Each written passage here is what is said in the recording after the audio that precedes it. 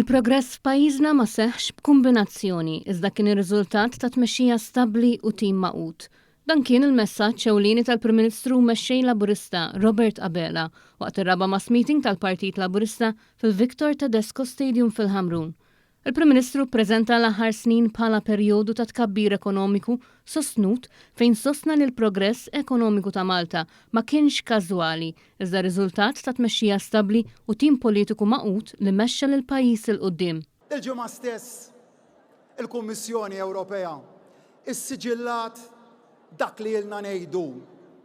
Il-fatt li dan il-pajjiż għadu miexi il quddiem bis-saħħa kontra kull kurrent internazzjonali.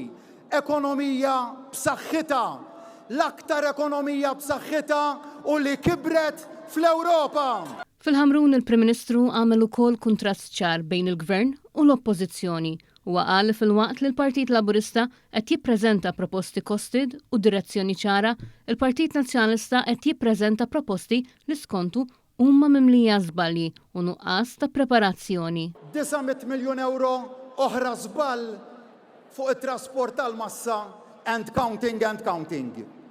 Ma jaf x'inhuwa fiscal forecast. Jew inqar kemm hija l-inflazzjoni, jew ir-rata ta' tkabbir ekonomiku. Proposti bla doċċ, imbagħad oħra aqwa. Issib xi ħadd ma warahom bħal proposta tiegħu tas-suċċessjoni jew dik tal-first time buyers, jew iċ-ċekk ta' garanzija u l-pensjoni prorata. Di supposta l-pensjoni prorata qal li għalikom, imma minflok għal barranin li jkunu għadhom kif rifsu f'Malta. Ejdu li intom, tista' tafdhom.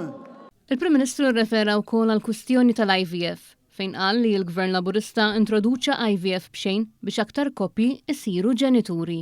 1000 tarbija Awċin u Maltin li ġew f'din id-dinja għax fil-Gvern hemm il-Partit Laburista, 1000 koppja li saru ġenituri fejn qabel ma setgħux isiru. Ħadd ieħor ivvota kontra dan kollu bil-qalb u jħares lejn il-kamera mbagħad u ma jiddejjaqx jikdbilkom f'wiċċkom. Intom lesti illi tafdawh. Morru fitxu fil-programm elettorali tagħhom. Sibuli sentenza waħda li waħda fuq l-IVF. Baħ